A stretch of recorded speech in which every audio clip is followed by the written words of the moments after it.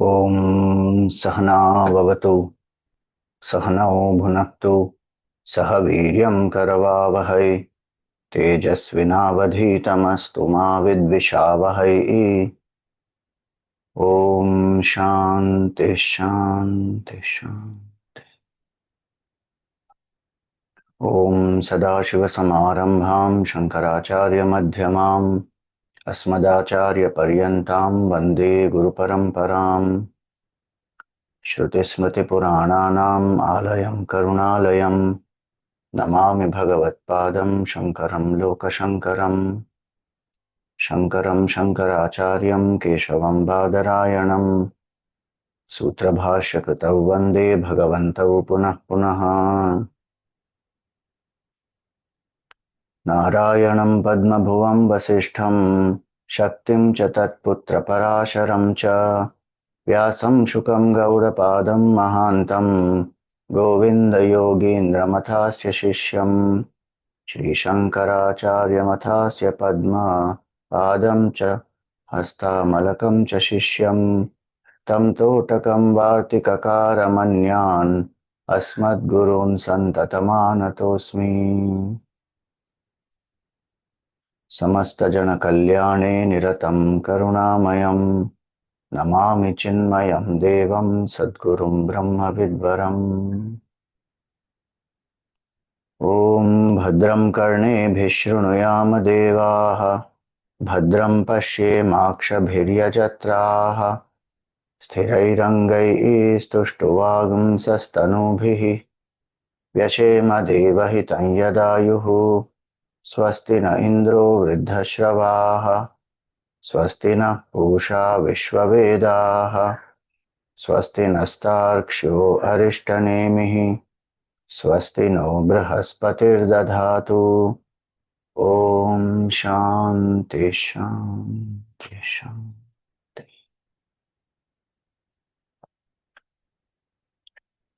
Hari Om, salutations to all. So we are here in the Sambandha Bhashya that Shankaracharya ji has given, which is like a introduction, connection. Sambandh literally means connection. So certain ideas which are given by Shankaracharya ji in this helps us to connect to the text more deeply. Also, he gives the connection in the sense of the four prakaranas which are there in Mandukya Upanishad based on the Karikas. Otherwise, Mandukya Upanishad by itself has only 12 mantras, but the Karikas. So then the elaboration of each of these in brief. He gives the summary of each of these in brief in the Sambandha Bhashya. So we start here where he says that Om iti ekaksharam idam sarvam tasya upavyakyanam vedantartha sara sangraha bhutam idam prakaram. So the essence of Vedanta sara sangraha bhutam. Om is all this. Through that, and that is going to be elaborated tasya upavyakyanam. So when we saw last time, we saw that different aspects are there about Omkar. Omkar as the sound, Omkar as the form, Omkar as the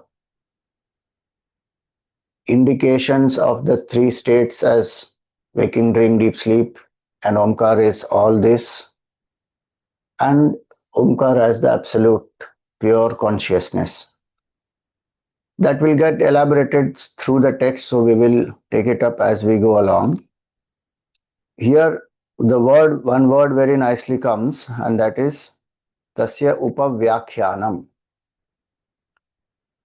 So, this Vyakhyan, literally what does Vyakhyan mean? Vyakhyan, one translates it as a discourse or a talk. Etymologically, this has the word Vyakhyan has a very nice meaning. Um, what does that mean? So, um,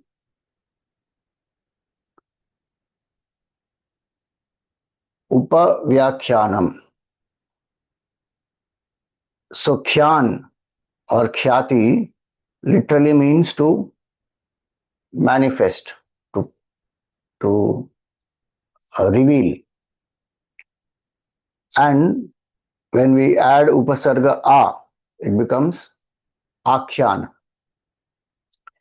So, Akhyan is to reveal in completeness. A samantat. A is a upasarga, is a prefix. It can mean comprehensive, all round. So to reveal something in a comprehensive way, in a holistic way, is akhyana. Then V plus akhyan becomes vyakhyan. So when upasarga V is added, then what does that mean? Akhyan itself means all that which is revealed in a holistic way. Vyakhyan is to reveal in the holistic way using a specific methodology, a specific, yes, methodology, correct, prakriya.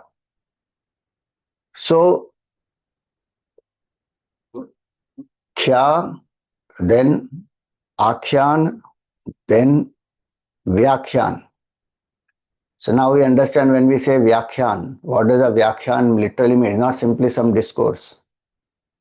It is to reveal a topic in a holistic way using specific methodology. Like in this context of Vedanta, we say using the Vedantic methodology. Suppose you are teaching Nyaya or you are taking some discourse on, let us say, even Ramayana.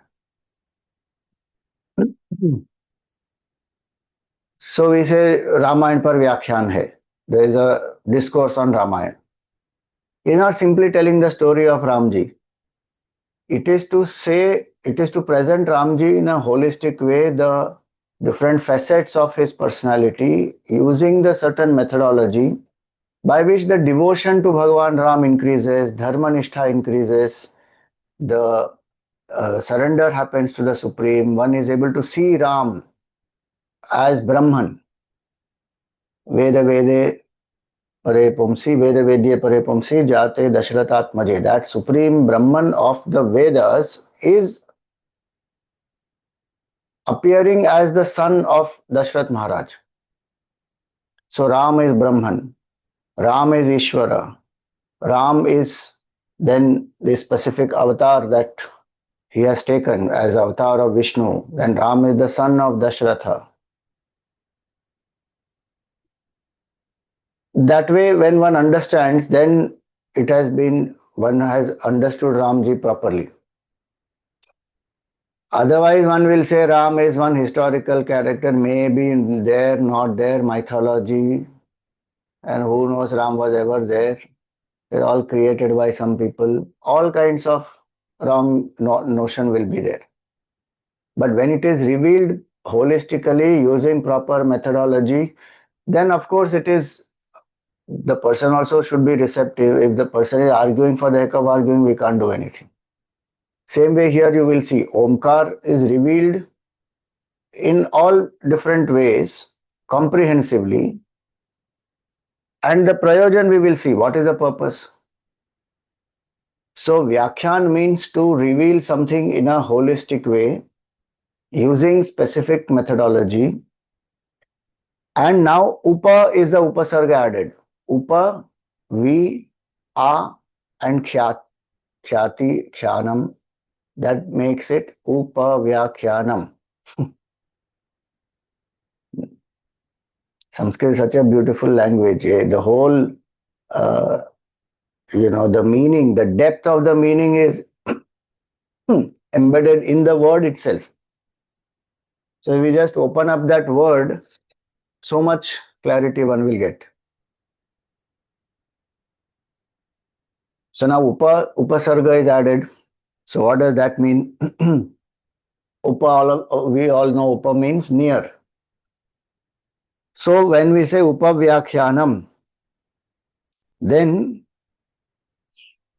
that self is revealed to us as our own true nature, the closest to us in that sense. We are only that self. So there is no, it's not that we are different and self is closest to us, not like that. But the, it is revealed not as an object, that's what it means.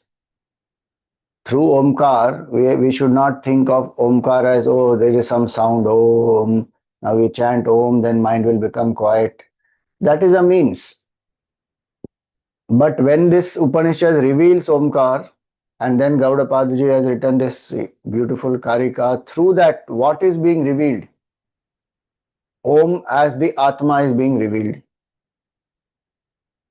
And which methodology it is revealed? Through the Vedant Prakriya, the Shabda Praman, and then listening, reflection, contemplation, and Avidya Nivritti, then realization, oh yes, my nature is that Brahman. So that Prakriya is what this will reveal. That knowledge is what this will reveal through this Prakriya. So that's why it's called Upavyakyanam. So Akhandanand ji has said very nicely here. जिस प्रकार ब्रह्म ज्ञान हो जाए उस रीति से जो व्याख्या की जाती है उसे कहते हैं उपव्याख्यान. And now Omkar is going to be elaborated upon, keeping this in mind, that through Omkar this Brahma Vidya is being revealed for the nivritti of avidya through the method of Vedanta. This is called Upavyakyan. So Om iti etad aksharam idam sarvam tasya Upavyakyanam Vedanta artha sara sangraha bhutam. What is Vedanta artha? Sara sangraha. Vedanta artha sara sangraha means Ved. So Veda literally means knowledge. Vedant is the essence of the Vedic knowledge, as well as Vedant is that which is found in the end portion of the Veda. Literally does not necessarily mean only end portion of the Veda. It means the culmination of the evolution of the seeker. That the seeker, having gained this, discovered this, has nothing more to gain. It is the anta.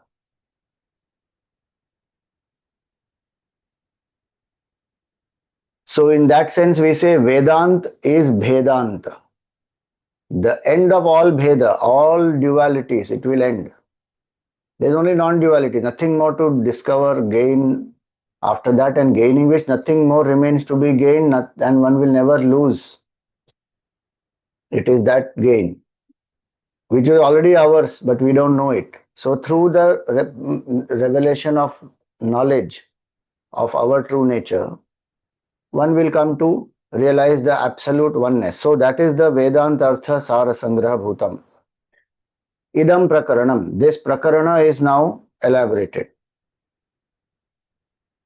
So Prakarana is a topic. Introductory text is also called Prakarana Grantha. And these introductory texts are a means, a help to understand the Shastra text, which are the main texts, the Upanishads and the Brahma Sutra and the Gita, we say they are Prasthanatraya.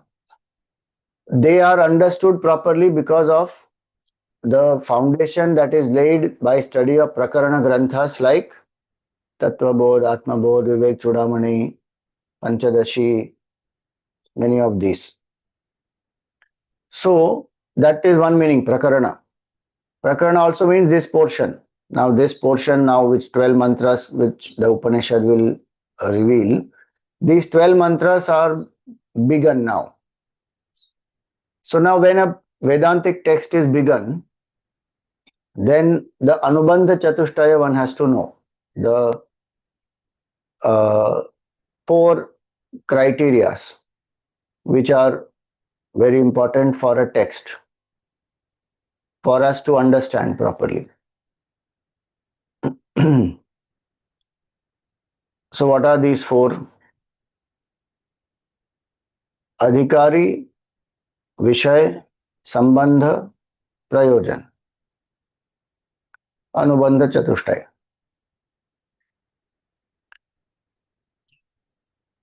Adhikari is the qualified student. Who is qualified to study this text?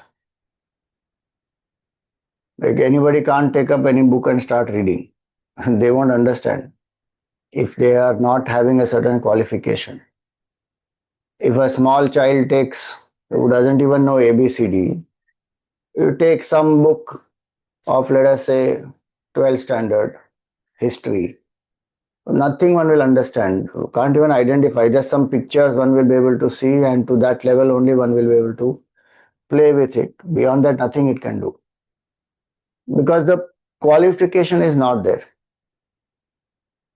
One interesting thing, one Mahatma, somebody, one youngster, he went to one Mahatma and he said, very casually, this youngster asked that question, is Gita a good book to read?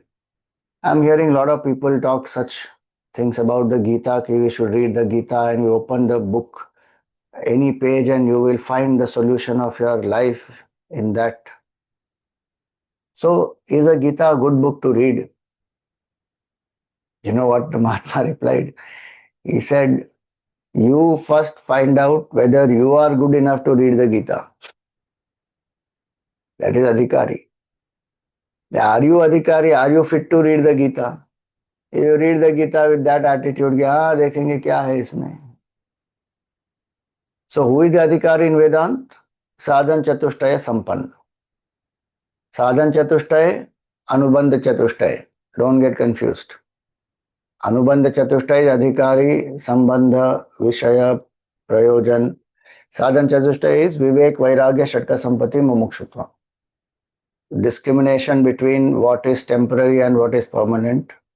Nitya Nitya Vastu Vivek. Then Vairagya is the absence of craving for sense enjoyments or fruits of the action here or hereafter. So dispassion, Vairagya. Then Shatka Sampatti, sixfold wealth. Shama, control of the mind; Dama, control of the senses; Uparama, withdrawal; Titiksha, forbearance; Shraddha, faith; and Samadhan, absorption of the mind. And fourth one is Mumukshutvam, intense desire for liberation. I want liberation here and now. Who has these four is the Adhikari. Such an Adhikari who wants moksha will approach a teacher. That is Vedanta methodology. When he said, in Vyakhyana we saw, Upavyakyanam we saw that through a particular methodology one has to gain this knowledge. Simply one can take a book and start reading. One can do that. There's nothing wrong in that. But knowledge will arrive. Knowledge will arise properly when one approaches a teacher. And the teacher also has to be Shrotriya and Brahmanistha. And if not a Brahmanistha, definitely a Shrotriya. So one has to go to such a teacher with this qualification. Then the teacher will make a person study the Shastra, the text. So what is the Vishaya of that Shastra? So in this context, the word Vishaya here means the subject matter of the book. That in Vedanta it is Jiva, Brahma, Aikya. It is to realize oneness of Jiva and Brahman. Then what is the prayojan of this study of the text? The Adhikari wants mukti. For that one is studying. So mukti is a prayojan. To realize that state of oneness, to experience one's own true nature. That is the prayojan. Otherwise one will study the text. So many people study the text as a means of livelihood also. One will study, teach, gain some money out of it. Or one will study and teach to get some popularity, some fame, to show, okay, I also know Vedant. There are so many prayojan. But for the mumukshu, what is the prayojan? Prayojan is realizing oneness. So adhikari, vishaya, prayojan, and sambandha is the connection of the text and the prayojan. By studying this text, will I get my prayojan? By studying chemistry, I can't get mukti, but by studying Advaita Vedanta, I will get mukti.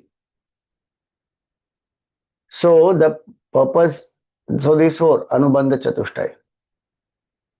Now here Shankaracharya is saying that this Anubandha Chatushtay, these four aspects, here in this particular section which has four prakaranas, because of the karikas, they are not explicitly saying this in the beginning. The Upanishad is not saying obviously, and then the Karika also are not going to say directly, but it is implied. That's what he means. So he says that these four chapters, Agama Prakarana, Vaitachya Prakarana, Advaita Prakarana, and Alata Shanti Prakarana. These four chapters, they are summing up the essence of Vedanta. And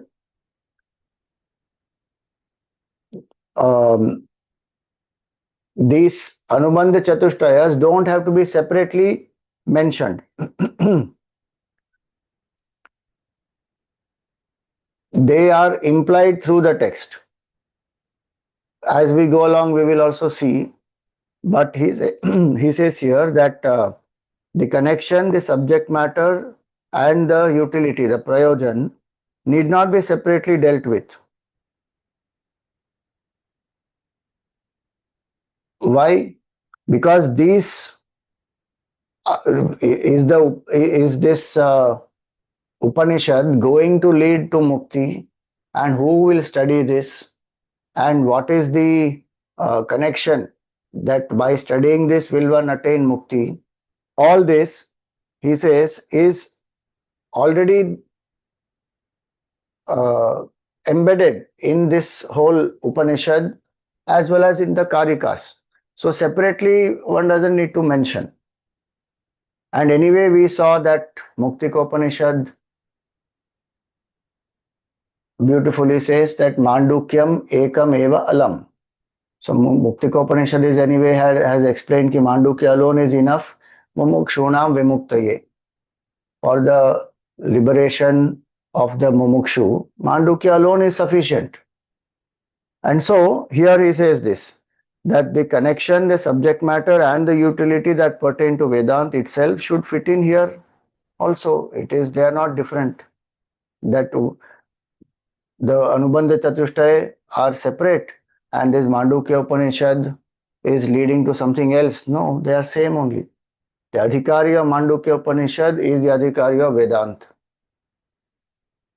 who has to have Sadhan Chatushtay. Vishaya of Mandukya Upanishad is the Vishaya of Vedanta, which is Jiva Brahma Ikya. Then Prayojan is the purpose of study of this Mandukya Upanishad is what? To attain mukti. If one says, I don't want mukti for something else I'm studying now, that is your Prayojan. But the purpose of the text through the whole four prakaranas is actually to grant mukti only. If one studies it with that intent as an adhikari, and why will an adhikari study except for mukti? No, Swamiji, different levels of adhikaris are there. Uttam adhikari wants mukti. There is manda, madhyam, mumukshu. They may not want. Okay, fine. That is the prayojan. If something else they want to do, that is their choice. But the prakaran, the text by itself and the karika, prayojan is mukti only. To establish, that's what he will explain further in this Sambandha Bhashya. And what is the connection that by study of this text will one attain mukti? Yes, that the Upanishad itself is saying Muktika Upanishad. Mandukyam ekam eva alam mumukshunam vimuktaye. So he doesn't, so Shankaracharya feels that there is no need to explain this Anubandha Chatushtaya separately.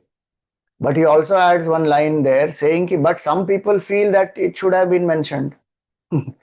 See, he says still they ought to briefly, they ought to be briefly stated by one who wants to explain a treatise. Is what the opinion of some people is. Better clarify it. But Shankaracharya says that is not needed. It is embedded, it will be known. Then he says very nicely that in this connection it is to be noted that by the very fact that a scripture reveals the spiritual disciplines conducive to the goal, it becomes endowed with the subject matter. So now here he says this, that tatra payojanavat sadhana abhivyanjagatvena abhideya sambandham shastram. So what is a shastra? The word shastra, when we say, literally the word shastra means that which teaches, instructs. Shasti iti shastram. That which gives instructions.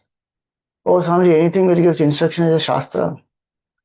That is the etymological meaning. Shastra means that which instructs.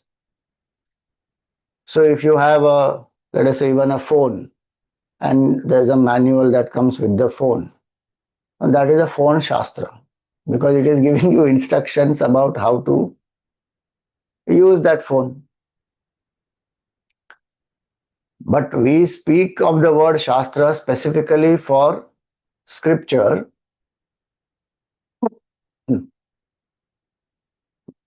because the second meaning of the word shastra is shasanat trayate iti shastram. That which protects us by its instructions is the shastra. Trayate, protects. By its instruction, when we study, when we follow, we lift ourselves from the state where we are, then we are freed from the ultimate purpose, ultimate cause of sorrow and suffering, avidya. We are freed from that. That's the ultimate. But even if simpler instructions of the Shastra, if we live by that, it protects us from our own negativities, from doing negative karma and the sorrows that will result as a effect of it. It removes all that, protects the person. For example, if one says that in the, let us say, we take simple example. In the Gita, Bhagavan says, Niyatam Kuru Karmatvam. Do your obligatory duties. There is no choice that Shastra gives us. Obligatory duty has to be done. It is Nitya Karma plus Naimitya Karma is equal to Niyata Karma. Daily duty plus occasional duty, it has to be done. And the daily duty is as per my Varna and Ashrama, as per my temperament, Brahmana, Kshatriya, Vaishya, Shudra, as per my stage of life, Brahmacharya, Grahastha, Vanaprastha, Sannyasa. I have to do my duty, whether I like it or not. Now, if we follow that Shastra, like Arjun did not want to do, but Bhagavan says, Niyatam Kuru Karmatvam. Arjun, it is, you must do your obligatory duty. There is no choice in that. Even if you don't like it, you have to fight this war because you are a Kshatriya. Your duty is to protect Dharma. They may be your own people, but you have to still do it because they have chosen the wrong side. They are on the adharmic side and you have to protect Dharma. Now, by doing that duty, what will happen? My existing karmas I will exhaust. New karmas I do not create, especially when I dedicate it to Bhagavan, and mind will become purified. One will even realize the truth. Suppose Shastra says Kshama is a very powerful quality. Kshama Virasya Bhushanam.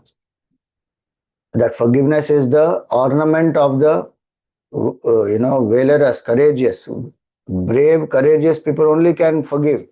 Cowards cannot forgive. So drop. If somebody has hurt you, forgive them and drop it. If I practice that, it will protect me from all the unnecessary sorrows that come because I live again and again that same hurt and go through that pain and sorrow. Not required. Forgive, drop it, focus on the higher.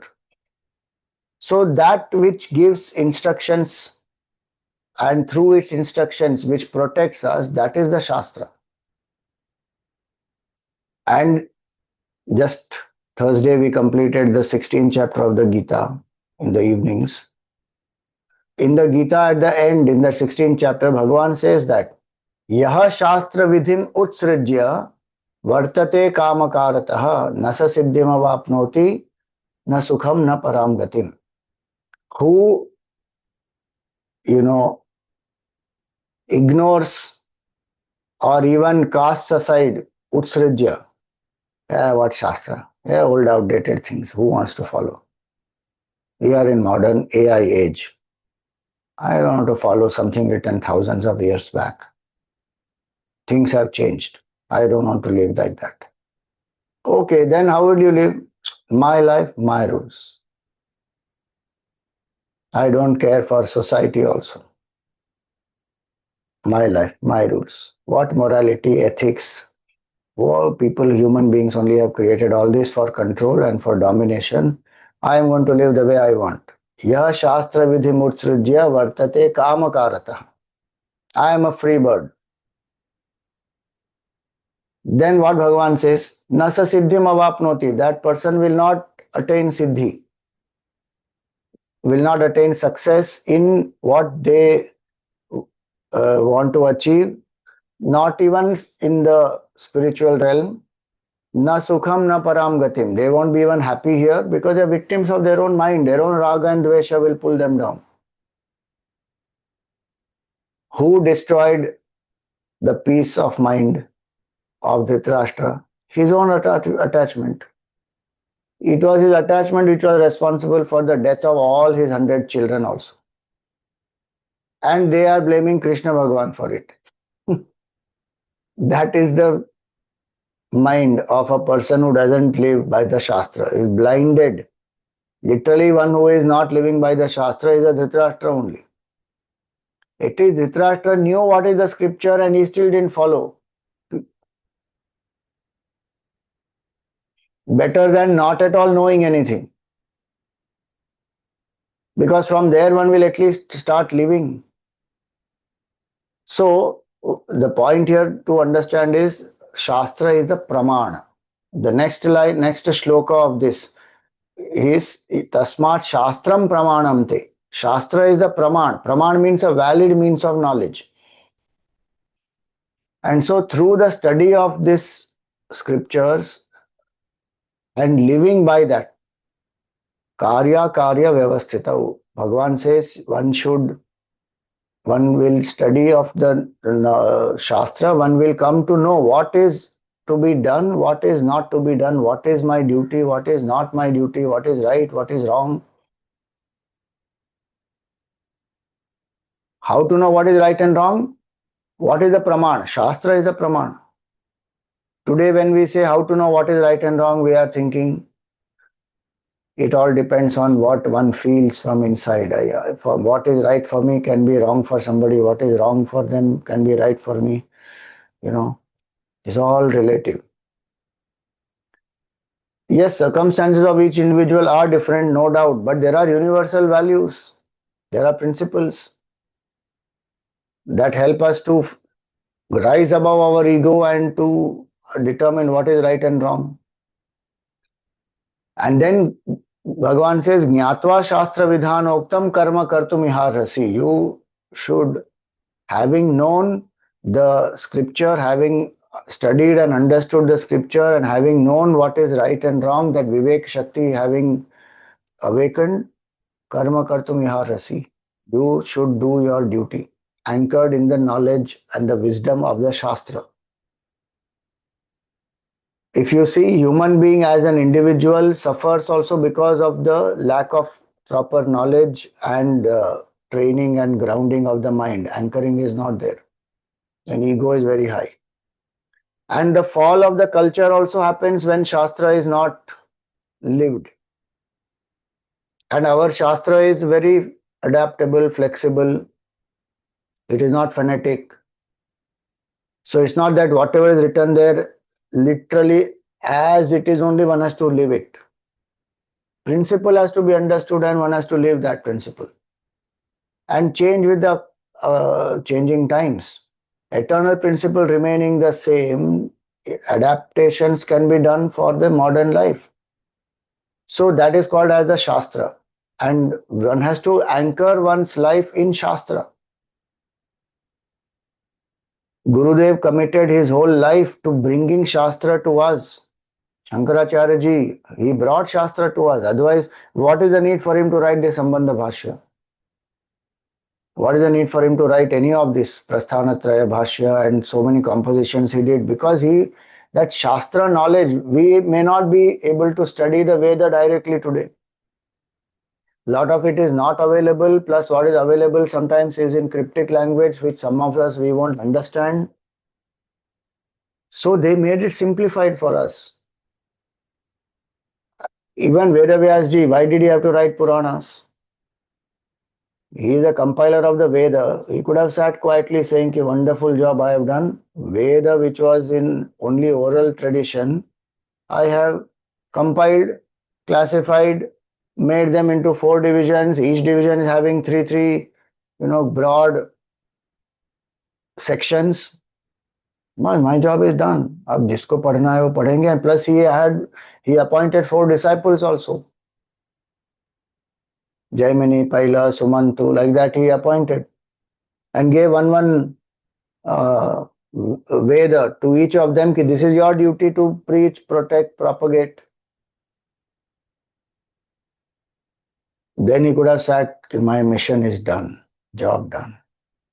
Arey, he wrote the Puranas, 18 Puranas, 18 Upapuranas.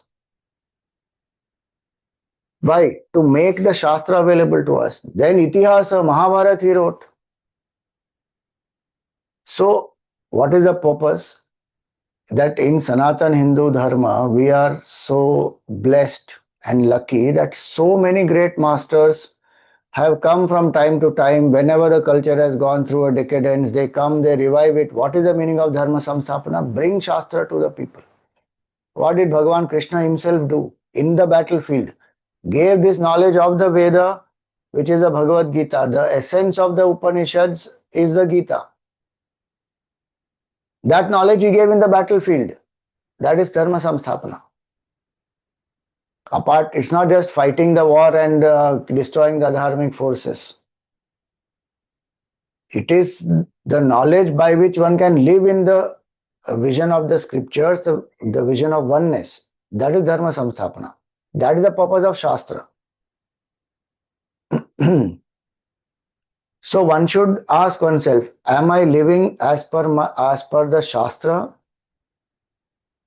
or am I living as per the whims and fancies of my own ego, or am I living just by the conditionings of the society? What is the basis of my life? Where am I anchored? My decision making is rooted in what? My choices are being made on what basis? Is there a higher purpose? Is it rooted in the Shastra? Or is it just my ego boosting? Or I have to please somebody? What is my decision making basis? Vedanta is telling us, live by the scripture. And if I understand this properly, there is great joy in living the Shastra way of life. Sometimes one feels, oh, it is very restrictive, Shastra will say live in self-control, do your duty.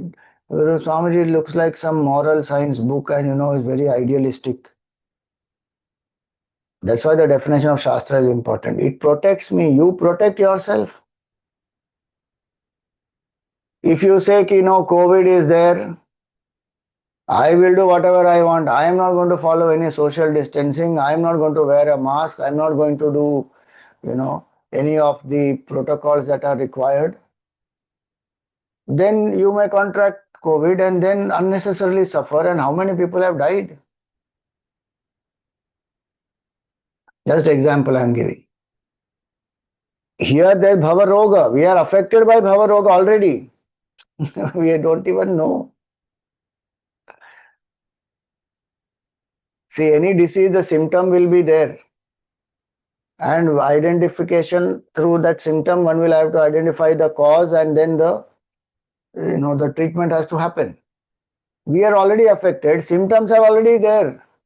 Sorrow is there, suffering is there, wandering of the mind, anxiety, tension, depression, all kinds of insecurity, craving for sense pleasure, being, you know, kama, krodha, lobha, moha, mada, matsarya, the six impurities, everything is there already affected. That he says further. Now, the Shastra's prayojan is to remove that disease by giving us the instruction कि you follow 1, 2, 3, 4, don't do this, do this. The vidhiya nishedhatmakam shastram. It will tell us what are the do's, vidhi, and what are the don'ts, nishedha. Don't do this, don't, and do this. Do, simple example, do daily Sandhya Vandan, do Gayatri Mantra chanting, do Upasana of Ishta Devata, do Seva with Karma Yoga attitude, do your duties with Karma Yoga attitude. Don't entertain selfishness, don't hurt anybody, don't harbor aversion towards anybody. All that it will say, don't tell lies, don't steal. Now, if I follow this with the right attitude, I will be liberated. But if I say, no, this is restrictive, I will live as a free bird, that is a big delusion. If I am not following the scripture and I am saying I will just live by my own whims and fancies, I am already a victim of my own mind. Where am I free bird? Which free bird? What freedom? So that's why he is saying here that this purpose of this Shastra is what? It is to liberate us. And so he says that when Vedanta is revealing any scripture, in fact, when he is saying that a scripture reveals the spiritual disciplines conducive to the goal. Why will it do that? Because it helps the seeker to realize the truth. So he says it already becomes endowed with the subject matter. Like Omkar, when it is revealing Omkar as the sound symbol as well as the indicator of the absolute truth, already the subject matter is there.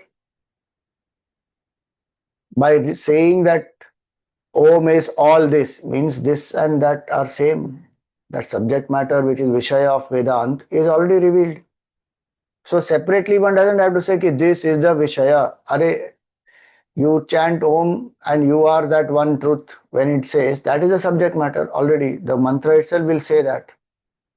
I am Atma Brahma. That mantra will come in Mandukya.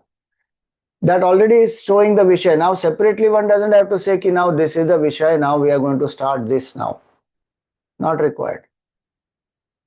So then, and from this fact, it becomes indirectly possessed of a distinct relationship between the subject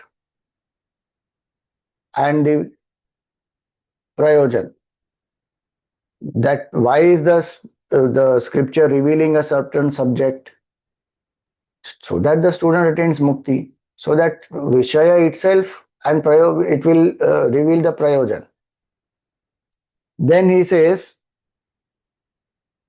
explicitly he says, Sambandha, sorry, Vishaya and Sambandha is already done. This is the Vishaya. Through the spiritual disciplines, through the state of Omkar, what is being revealed is the Jiva Brahma Aikya. And by study of that, will you attain the prayojan? Yes, that is a prayojan, Sambandha. That yes, by study of this, I will attain mukti. So he says, what is that prayojan? He explicitly explains here now that kim punaha tat prayojanam iti uchyate roga artasyeva roga nivrittau swasthata. That somebody who is afflicted by a disease, the removal of that disease is the state of health. Roga artasya eva. The person who has roga, has a sickness, and is suffering in that. Then roga nivrittau, when this roga is removed, the disease or the sickness is cured. Remember that word, cure, nivrittau. It is not said roga artasya, what we call as a relief, that roga artasya sukham. No, no. It's not there just that for some time I feel temporary relief. Ah. No, no, nivrittau. Cure it once and for all. I keep getting headache, let us say. I keep taking dolo. Are 5 days you have got headache and you take a dolo, but you are not identifying what is the root cause. Why are you getting that headache? Then you have not done the nivritti. How many times will you keep taking dolo? You have to find out what is the root cause. So that roga nivrittau, when that root cause has been eliminated, then you regain your health, swasthata. He gives that example here. He is in that same way, dukkhatmakasya, the person who is feeling sorrow in this world is that adhikari. Dukkhatmakasya, who has felt ki what is this here sense of incompleteness which remains no matter what one does, it doesn't go. And there's raga and dvesha and this sense of I am bound by my own attachments, aversions, ignorance, so many things. I'm in sorrow because of all that. So he says here, dukkhatmakasya atmanaha dvaita prapancha upashame swasthata.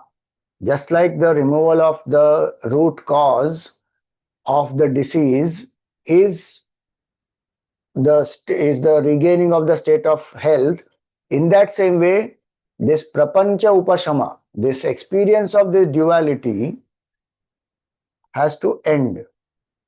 Dvaitasya, Dvaita prapancha nasha, prapancha upashame swasthata.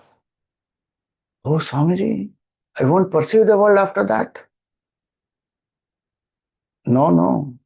The sense of this is different from me, that is called actually Dvaita. Dvaita is not that I am seeing this computer is there, I am there. So that duality. That is not called Dvaita. That is obviously going to be there. How will that stop?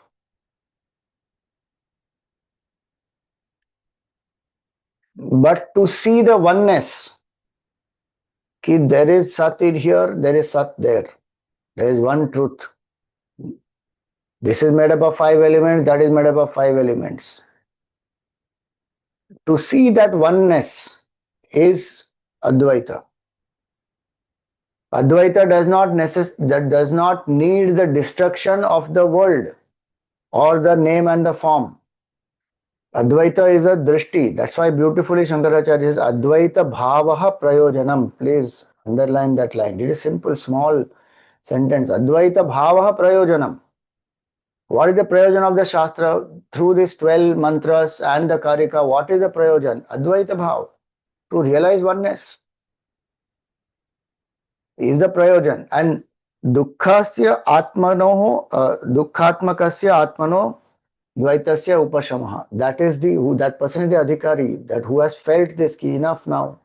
I want to find what is the root cause of my sorrow and eliminate that. And the root cause of sorrow is, he will say that avidya, dvaita prapanchasya avidya kritatvat vidyaya tadupashamaha syad. The root cause of sorrow is avidya. I may treat the symptoms saying that, okay, I am feeling very disturbed in the mind. So somebody says, okay, you take this mantra, you do this pranayam, you do this type of, upasana. That can help me to handle the effects, which are the symptoms, which are if I am feeling Stress, worry, tension, depression, anxiety, these are all symptoms. And no doubt these methods will help, but that is not going to cure. Again, in some other form, that will relapse because the root cause avidya is not handled. So, avidya has to be removed. That will happen only through knowledge. And so, Advaita is a bhav of oneness, is to see oneness in vision. Then, obviously, one will have that in one's life. The perception of duality is not a problem at all. The vision of duality and difference is the problem. That vision has to change. Advaita is a drishti, Advaita is a bhav. For example, Gurudev always gave this, this whole body, each part is each part is different from the other. In size, shape, utility, in everything it is different from the other. But what is my vision? I am this whole body. For me to have the vision, I am this whole body, do I have to destroy any part of this? Do I have to destroy duality? Saying, no, hands, legs, head, stomach, lungs, heart, too much of duality this is. Sabko destroy karke, one ball you make. Like how one is in the, what you call that, womb, in the, as the fetus, which is just, the limbs have not appeared yet, just conceived. That is Advaita. Are no, you don't have to destroy any of this. The bhav is I am all this. That is Advaita bhav in the body. Same bhav we don't have for the others. No? This feeling that I am this is limited from the top of the head to the tip of the toe. That's it. I am this much. That is other. When Advait bhav comes and one sees all this is expression of our one truth, then where is the cause of any sorrow after that? Because there is no sense of limitation. All the desha kala vastu parichinna, that goes away. I am right now limited by space, limited by time, limited by object.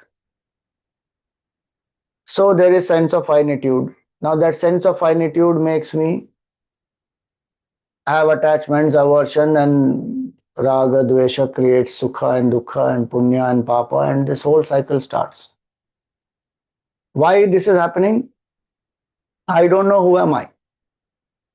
So when he says Dvaita Prapancha Upashame Swasthata, the duality, the experience of the world as separate from me, that sense of difference has to go away. Mother and child are two different entities. But the mother feels I am the child, meaning this child is me in another form. Mother feels a sense of oneness. For the mother to feel a sense of oneness, it is the physical separation is not an obstacle. In that same way, to see all this is one is the vision as well as then bhav. Advaita is a drishti as well as bhavana. Then of course it will manifest in karma. And how will this drishti come? When avidya is removed. So that's why he says Dvaita Prapanchasya avidya kritatva. This Dvaita Prapancha is created by avidya. When we don't know who we are truly, then we understand ourselves as the BMI. So ignorance of the self causes this false identification that makes us feel incomplete. Then to feel complete, vasanas are there. They will make me have desires, thoughts, actions, results, further create vasanas. This cycle goes on. The root cause is avidya. So he says this, that Dvaita prapanchasya avidya kritatvat vidyaya tad upashamaha syat. Only through knowledge of the self revealed by the teacher who is established in the truth as one's own true nature. That is the Vedanta methodology. That is the Prakriya. then one will know the truth. Then this sense of difference gone. And so he says, for this Brahma Vidya Prakashanaya Asya Arambha Kriyate. For this Brahma Vidya, to reveal this Brahma Vidya, this Prakarana is starting, meaning this the 12 mantras, then the Karikas, all are beginning with this particular prayojan. Yatra hi Dvaitam iva bhavati. So Manduk, Brihadaranyaka Upanishad. So he has given now beautiful some quotations here from the Upanishad.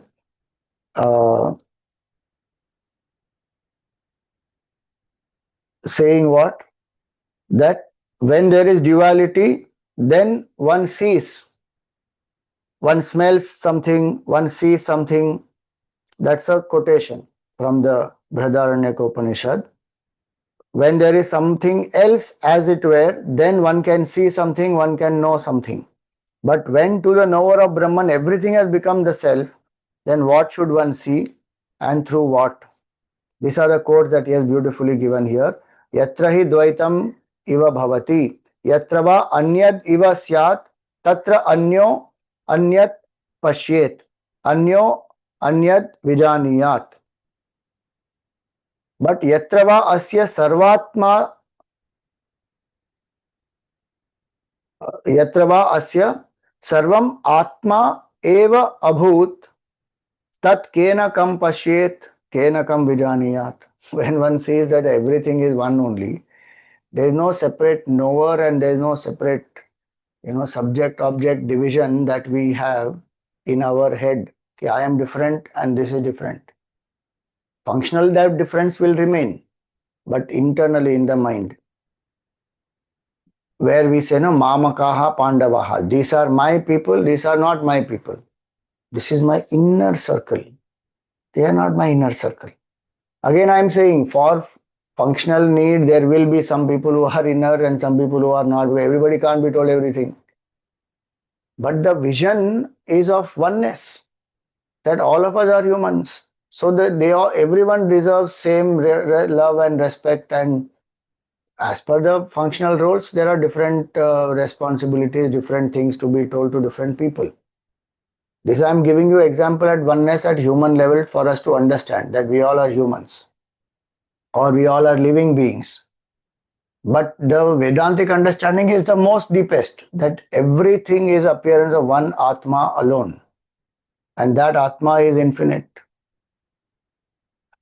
That absolute oneness, because there is no differentiation even with the inert.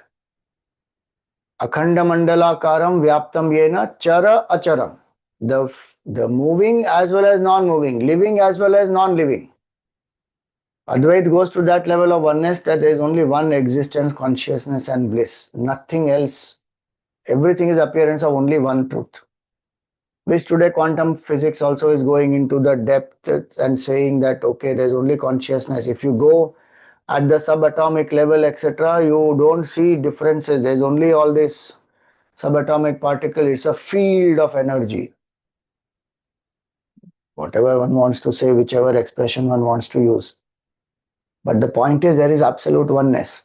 So that's why he says that when this Sarvam Atma Eva Abhut, one realizes Madatma Sarva Bhutatma. That person lives in love, compassion. There is only oneness then.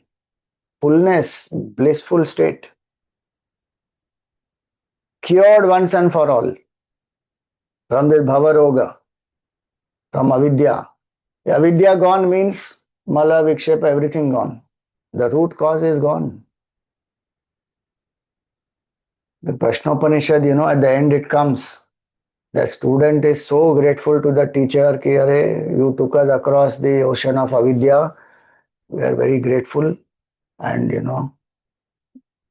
how a person, at a physical level, when somebody is suffering, they feel so much sense of relief when their pain is gone through the treatment and through whatever the prescription the doctor has given, one has followed and one has got cured of a disease, the pain, the sorrow, the suffering is ended, one feels so grateful to that doctor at a physical level.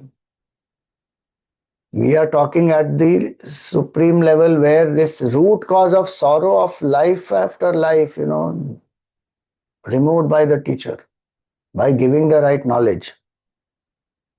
One feels so grateful ki you took us across the ocean of sorrow and samsar. Thank you so much. And one sees only oneness then. So this is what it is. Ityadi Shrutibhyo Asya Arthasya Siddhihi. So for today, I will stop here. Now he will explain how the four prakaranas help us to achieve this.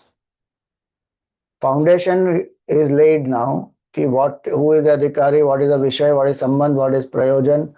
All this doesn't have to be stated explicitly. It is embedded through the text. And why should I study the text? How it will protect?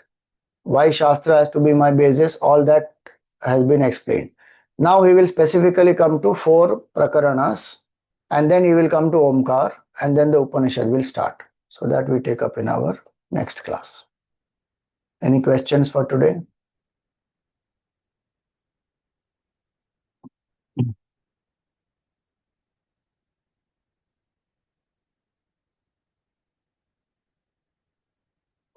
All right. Om Purnamada Purnamidam Purnat Purnamudachyate Purnasya Purnamadaya Purnameva Vashishyate. Om Shanti Shanti Shanti. Harihi Om Shri Gurubhyo Namaha. Harihi Om.